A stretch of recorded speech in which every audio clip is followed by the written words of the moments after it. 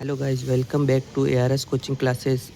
आज हम जो आपकी 4 तारीख को इनऑर्गेनिक केमिस्ट्री का पेपर है फर्स्ट ईयर का, उसके अंदर के लॉन्ग आंसर पढ़ेंगे। पहला हम क्रिस्टल दोष के बारे में पढ़ेंगे। क्रिस्टल संरचना में जब आयनों या परमाणुओं की नियमित व्यवस्था में असामान्यता आ जाती है तो क्रिस्टल दोष कहते हैं। मतलब कि जो क्रिस्टल की संरचना होगी इसके आयनों में नियमित व्यवस्था में असामान्यता आ जाती है तो उसे क्रिस्टल दोष कहते हैं। ये दोष पदार्थ के घनत्व, रंग तथा विद्युत चालकता को प्रभावित करते हैं। ये 2 प्रकार के होते हैं। स्टोइकियोमेट्रिक दोष, ये पहला प्रकार है। धनात्मक व ऋणात्मक का अनुपात समान रहता है और इसके अंदर भी 2 प्रकार आते हैं, शॉर्टकी दोष और फ्रेंकल दोष। शॉर्टकी दोष, जब समान संख्या में धनात्मक और ऋणात्मक अपने स्थान से अनुपस्थित हो जाते तो शॉर्टकी दोष उत्पन्न होता है। इसके उदाहरण NaCl और KCl। फ्रेंकल दोष, जब कोई आयन अपने स्थान से हटकर अंतरा स्थानीय स्थान पर चला जाता है तो फ्रेंकल दोष कहते हैं। मतलब कोई आयन अपनी जगह से हटके कोई खाली स्थान में चला जाता है, प्रभाव घनत्व में परिवर्तन नहीं होता। एग्जाम्पल है AgCl ZnS। नॉन स्टोइकियोमेट्रिक दोष, धनात्मक व ऋणात्मक का अनुपात बदल जाता है। इसके अंदर यह धातु अधिकता या धातु की न्यूनता के कारण उत्पन्न होता है। और शॉर्टकी और फ्रेंकल दोष में अंतर ये है, शॉर्टकी दोष आयनों की कमी होती है और घनत्व घटता है। फ्रेंकल दोष में आयन का स्थान परिवर्तन होता है, घनत्व समान रहता है। उसके बाद इसका निष्कर्ष है, क्रिस्टल दोष ठोस पदार्थों के गुणों को प्रभावित करते हैं और ठोस अवस्था रसायन के अध्ययन में महत्वपूर्ण है। उसके बाद बैंड सिद्धांत बहुत नॉर्मल है। इसके अंदर क्या होगा, जो चालक बैंड होगा उसके अंदर कोवेलेंट बैंड में अगर कोवेलेंट बैंड के इलेक्ट्रॉन चालन बैंड में चले जाते हैं तो उसको चालक कहते हैं। और जब कोवेलेंट बैंड के इलेक्ट्रॉन चालन बैंड में नहीं जा पाते तो उसको कुचालक।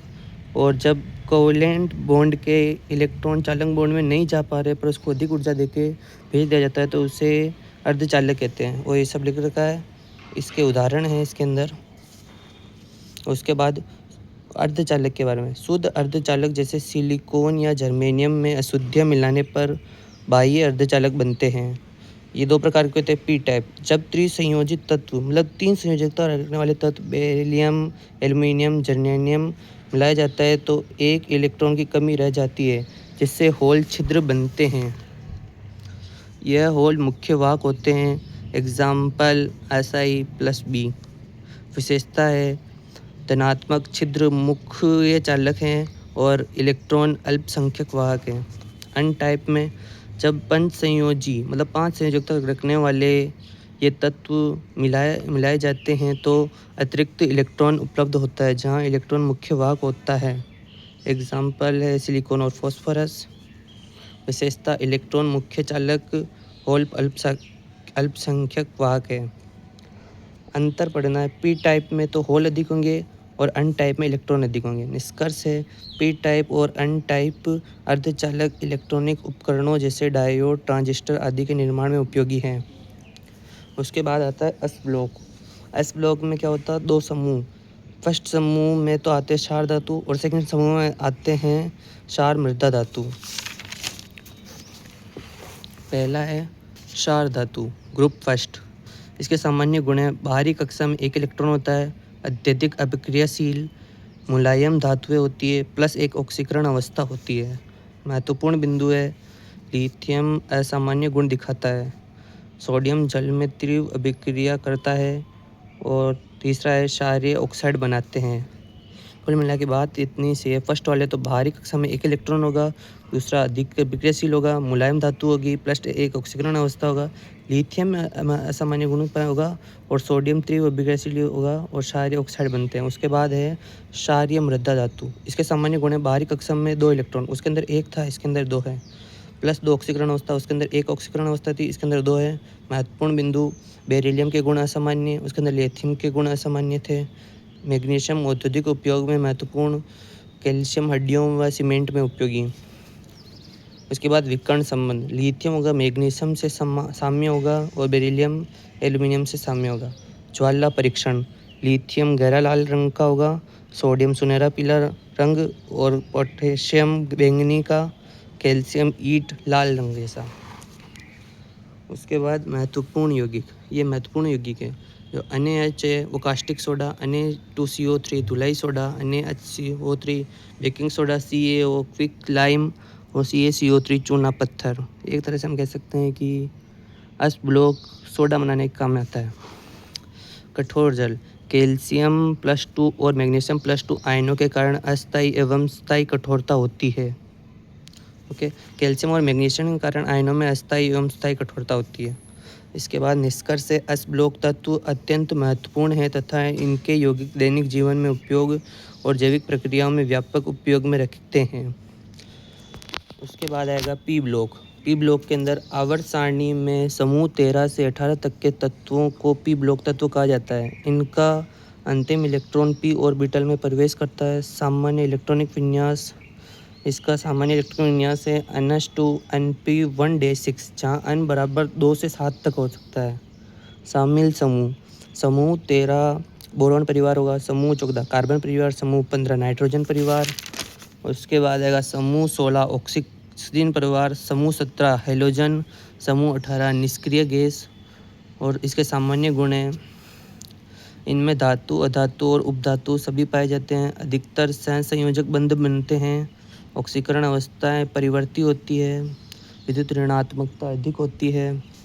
प्रमुख विशेषताएं, भारी तत्वों में इनर्ट पेयर प्रभाव देखा जाता है और एक से अधिक ऑक्सीकरण अवस्थाएं दिखाते हैं। इनके यौगिक प्रायः संयोजक होते हैं। इसकी प्रवृत्ति, परमाणु का आकार समूह जब परमाणु का आकार होता है, जब परमाणु का आकार समूह के नीचे जाने पर बढ़ता है और आयनीकरण ऊर्जा सामान्यतः घटती है। धात्विक गण होते हैं जो नीचे जाने पर बढ़ते हैं। विशेष बिंदु, समूह 17 हेलोजन बहुत अभिक्रियाशील होते हैं। समूह 18 निष्क्रिय गैस में स्थिर और कम अभिक्रियाशील होते हैं। उसके बाद अपनी आ जाएगी यूनिट फर्स्ट। इसके अंदर अपन 2 यूनिट पढ़ेंगे क्योंकि अपन ने सब पढ़ चुके हैं, पर 2 यूनिट एक्स्ट्रा में पढ़ेंगे जिससे हमारा और सिलेबस क्लियर हो जाए। फर्स्ट यूनिट है आयनिक सॉलिड। आयनिक सॉलिड में पहला आयनिक ठोस। आयनिक ठोस वे ठोस होते हैं जिनमें धनात्मक और ऋणात्मक के बीच विद्युत आकर्षण बल होता है, उन्हें आयनिक ठोस कहते हैं। Example NaCl, KCl, MgO। आयनिक ठोस की संरचना, आयन एक 3D क्रिस्टल जालक में व्यवस्थित होता है। प्रत्येक आयन के चारों ओर विपरीत आवेश के आयन होते हैं। यह अवस्था ठोस को स्थिर बनाती है। आयनिक ठोस के गुण, उच्च गलनांक होता है, जो किसके कारण होता है, मजबूत आकर्षण बल के कारण उच्च गलनांक होता है आयनिक ठोस के अंदर। कठोर जल लेकिन भंगुर, एक होता है हल्का दबाव होगा, परतें खिसकेगी तो समान आवेश पास होंगे जो टूट जाएंगे। विद्युत चालकता, ठोस अवस्था नहीं होगी, पिघली अवस्था हो सकती है। घुलनशीलता, ध्रुवीय विलायकों जैसे पानी में घुलते हैं, वाष्पशील नहीं होते हैं। पी ब्लॉक आयनिक ठोस वाष्पशील नहीं होते हैं। उसके बाद जालक ऊर्जा, जब गैसीय आयनों में 1 मोल आयनिक ठोस बनता है तब जो ऊर्जा निकलती है उसे जालक ऊर्जा कहते हैं। प्रभावित करने वाले कारक आयनों का आवेश, अधिक चार्ज, अधिक आकर्षण, अधिक जालक ऊर्जा। मतलब कि जब अधिक चार्ज होगा तो अधिक आकर्षण होगा, अधिक आकर्षण होगा तो अधिक जालक ऊर्जा होगी। आयनों का आकार, छोटा आयन होगा तो अधिक आकर्षण होगा, उसके कारण अधिक जालक ऊर्जा होगी।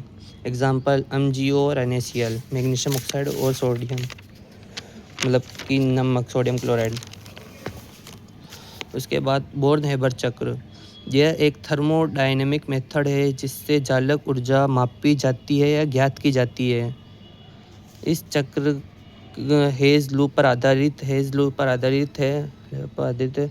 उद्देश्य आयनिक ठोस की जालक ऊर्जा निकालना, निर्माण की पूरी ऊर्जा प्रक्रिया समझना, विभिन्न ऊर्जाओं का संबंध स्थापित करना।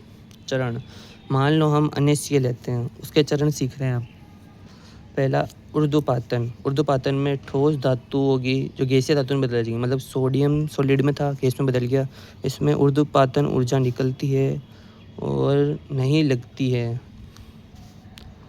मतलब कि ऊर्ध्वपातन ऊर्जा है जो निकलेगी नहीं, वो लगेगी उसके अंदर। आयनीकरण, गैसीय सोडियम है, जो सोडियम गैस है वो सोडियम प्लस और एक इलेक्ट्रॉन निकलेगा, मतलब सोडियम गैस प्लस एक इलेक्ट्रॉन होगा। इसमें ऊर्जा लगती है जो होगी एंडोथर्मिक। इसके बाद है डिस्कॉन्टिनेंट ऑफ नॉन मेटल। Cl2 में टूटता है, हाफ Cl2 बराबर Cl गैस। इसमें बॉन्ड डिस्कॉन्टिनेंट एनर्जी लगती है। इलेक्ट्रॉनिक आसक्ति, क्लोरीन प्लस और इलेक्ट्रॉन बराबर होगा क्लोरीन माइनस। इसमें ऊर्जा निकलती है, मतलब इसमें ऊर्जा निकल चुकी है। चालक निर्माण, Na plus Cl, NaCl solid बनेगा इसके अंदर। इसमें बहुत ऊर्जा निकलती है, मतलब जालक निर्माण के लिए बहुत ऊर्जा निकलती है। महत्व, जालक ऊर्जा निकालने का सबसे महत्वपूर्ण तरीका है। जालक ऊर्जा निकालने का सबसे महत्वपूर्ण तरीका बोर्न-हेबर चक्र है। आयनिक यौगिक की स्थिरता समझाने में मदद करता है, थर्मोडायनेमिक्स के नियमों को जोड़ता है और रासायनिक बंधन की ताकत बताता है। आयनिक ठोस के दोष, पहला तो शॉर्ट की दोष और फ्रेंकल दोष, जो हम पढ़ चुके हैं पीछे अभी थोड़ी देर पहले ही, तो इनको पढ़ने की ज़रूरत नहीं है। उसके बाद आगा समन्वय संख्या, आसपास के विपरीत आयनों की संख्या, मतलब जो अणु के आसपास जो विपरीत आयन होंगे उनकी संख्या। NaCl6, CaCl6, ClCl8। त्रिज्या अनुपात नियम, धनात्मक और ऋणात्मक के अनुपात के आधार पर संरचना निर्धारित होती है। धनात्मक और ऋणात्मक का अनुपात त्रिज्या अनुपात कहलाता है। ये कुछ संख्या है।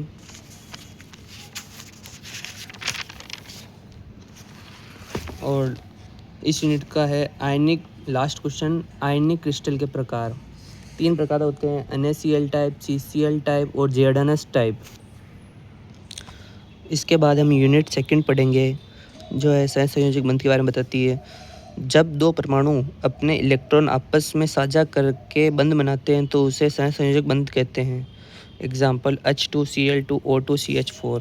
सहसंयोजक बंध कैसे बनते हैं? 2 धातु परमाणु आपस में मिल जाते आते हैं, दोनों इलेक्ट्रॉन साझा करते हैं, दोनों को स्थिर इलेक्ट्रॉन विन्यास मिलता है, जैसे H + H बराबर H2। सहसंयोजक यौगिक के प्रकार, एकल सहसंयोजक बंध, एक इलेक्ट्रॉन जोड़ा साझा जाता है, मतलब कि HH और Cl मतलब समान प्रकार के। द्विसहसंयोजक बंध, 2 इलेक्ट्रॉन जोड़ा जाता है, पहले के अंदर 1 बॉन्ड जोड़ा था, दूसरे के अंदर 2 बॉन्ड जोड़ देंगे, जैसे CO2 बन गया। त्रिसहसंयोजक बंध, 3 इलेक्ट्रॉन का साझा होगा, 3 बॉन्ड बनेंगे, मतलब 3 इलेक्ट्रॉन जा रहे हैं, C2H2 एग्जाम्पल। सहसंयोजक बंध के गुण, कम क्वथनांक व गलनांक, किसके कारण? कम इंटरमोलिकुलर फोर्स के कारण होता है कम क्वथनांक या कम गलनांक। विद्युत चालकता नहीं, क्योंकि फ्री आयन नहीं होते। विद्युत चालकता क्यों नहीं होती? फ्री आयन नहीं होते हैं, मुक्त मूलक नहीं होते। मतलब गैस, द्रव या नरम ठोस क्यों होता है? गैस, द्रव या नरम ठोस के तो ज़्यादातर मोलिकुलर होते हैं। पानी में कम घुलनशीलता, लेकिन ऑर्गेनिक सॉल्वेंट में घुलते हैं। सहसंयोजक बंध के प्रकार, ध्रुवीय सहसंयोजक बंध और अध्रुवीय सहसंयोजक बंध 2 प्रकार के होते हैं। ध्रुवीय सहसंयोजक बंध, इलेक्ट्रॉन असमान रूप से साझा, HCl H2O एग्जाम्पल। अध्रुवीय सहसंयोजक बंध, इलेक्ट्रॉन समान रूप से साझा, H2Cl2। मतलब इसमें अलग अलग अणु होंगे, आपस में जुड़ेंगे, मतलब H + Cl, H + O2, नहीं H2 2H + O। ये इसके अंदर हाइड्रोजन जुड़ रहा है, इसके अंदर क्लोरीन जुड़ रहा है। सहसंयोजक बंध का निर्माण, पहला लुईस थ्योरी, इलेक्ट्रॉन शेयरिंग द्वारा अष्टक पूरा करता है ये। और VBT, ऑर्बिटल ओवरलैप से बॉन्ड बनता है। VBT के बारे में अपन ने पढ़ा था पिछले वाले में शॉर्ट क्वेश्चंस में, उसके अंदर पूरा हो गया था। उसके बाद हाइब्रिडाइजेशन, ऑर्बिटल का मिश्रण, sp2 sp3। sp होता है जो लाइनर होता है, इसका एग्जाम्पल होता है BeCl2। sp2 ट्राइंगल प्लेनर होता है, त्रिकोणीय, मतलब BF3। और sp3 टेट्राहाइड्रेट होता है, जो होता है CH4। इसके बाद आता है अपना सहसंयोजक यौगिक की विशेषता। दिशात्मक बंध होते हैं, विशिष्ट ज्यामिति बनती है, मजबूत लेकिन ब्रिटिल नहीं होते हैं। इसके बाद गुण की बात करेंगे, आयनिक और कोवलेंट के बारे में। प्रकृति कैसी होती है? आयन आधारित करते हैं, इलेक्ट्रॉन शेयरिंग करते हैं ये। चालकता मोल्टेन में होती है, इसमें नहीं होती। गलनांक अधिक होता है, कम होता है। बंध नॉन डायरेक्शनल, मतलब दिशात्मक नहीं होता, इसमें डायरेक्शनल होता है, दिशात्मक होता है। महत्वपूर्ण यौगिक H2O polar covalent, CH4 non polar covalent, CO2 double bond, N2 triple bond. VBT valence bond theory, VSPR इन दोनों में अंतर पढ़ेंगे अब। VBT होता है, ये थ्योरी बताती है कि केमिकल बॉन्ड कैसे बनते हैं। दूसरा, बॉन्ड का निर्माण कक्षकों के अतिपन से होता है। तो तीसरा पॉइंट, इसमें इलेक्ट्रॉन शेयरिंग होता है। चौथा, बॉन्डिंग के लिए हाइब्रिडाइजेशन कॉन्सेप्ट भी शामिल है इसके अंदर। एग्जाम्पल CH4 में sp3 हाइब्रिडाइजेशन। और VSPR के अंदर यह थ्योरी मॉलिक्यूल का आकार बताती है। इलेक्ट्रॉन पेयर एक दूसरे को रिपेल करते हैं। रिपल्सन कम करने के लिए स्पेसिफिक शेप बनते हैं। बॉन्ड फॉर्मेशन नहीं समझाता, केवल ज्योमेट्री बताती, मतलब ज्यामिति बताती है। एग्जाम्पल H2O और NH3। इसके बाद आएगा अमोटी। अमोटी पढ़ेंगे अब अपन। अमोटी के अनुसार जब दो परमाणु आपस में मिलते हैं तो उनके एटॉमिक ऑर्बिटल मिलकर नए मॉलिक्यूलर ऑर्बिटल बनाते हैं, जिनमें पूरे मॉलिक्यूल के इलेक्ट्रॉन फैले होते हैं। ये इलेक्ट्रॉन किसी एक एटम से जुड़े नहीं रहते, बल्कि पूरे मॉलिक्यूल में घूमते हैं। मॉलिक्यूलर ऑर्बिटल कैसे बनते हैं? जब दो एटॉमिक ऑर्बिटल आपस में मिलते हैं तो बनते हैं। और इनके प्रकार, पहला बंधीय मतलब बॉन्डिंग। ऊर्जा कम होती है बंधीय के अंदर, स्टेबिलिटी बढ़ती है। न्यूक्लियस के बीच इलेक्ट्रॉन डेंसिटी अधिक होती है, मतलब दूरी अधिक होती है। अबंधीय के अंदर क्या होता है? ऊर्जा अधिक होगी, उसके अंदर ऊर्जा कम थी, स्टेबिलिटी कम, उसके अंदर स्टेबिलिटी बढ़ती है। और इसके अंदर स्टार में दर्शाते हैं sigma star, pi star. Sigma orbital ये हेड ऑन ओवरलैप से बनता है, सबसे स्ट्रॉन्ग बॉन्ड होता है। एग्जाम्पल H2N2 पाई ऑर्बिटल। साइड वाइज ओवरलैप से बनता है, सिग्मा से कमज़ोर होता है। Example O2N2। इसके बाद जो हमने कल कहा था बॉन्ड ऑर्डर कैसे निकालते हैं वो सीखेंगे। बॉन्ड ऑर्डर का फॉर्मूला होता है NB - NA/2। NB के अंदर जो स्टार वाले नहीं होंगे उनको डालेंगे, मतलब कि इसके अंदर B वाले होंगे और इसके अंदर स्टार वाले होंगे। ये जो ऊपर वाले होते हैं ये सब स्टार होते हैं, इसके अंदर ये जो नीचे वाले ये सब B हैं, और जो ऊपर है वो स्टार होगा।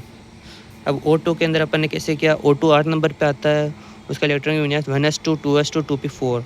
तो अपन को पहले तो 1s के लिए ये बना देने हैं 2 डिब्बे, 2s के लिए 4 डिब्बे बना देने हैं, और फिर 2p के लिए पहले इधर 3 डिब्बे बनाने हैं, इधर 3 बनाने हैं, और ऊपर 3 और नीचे 3, 2 करके ना।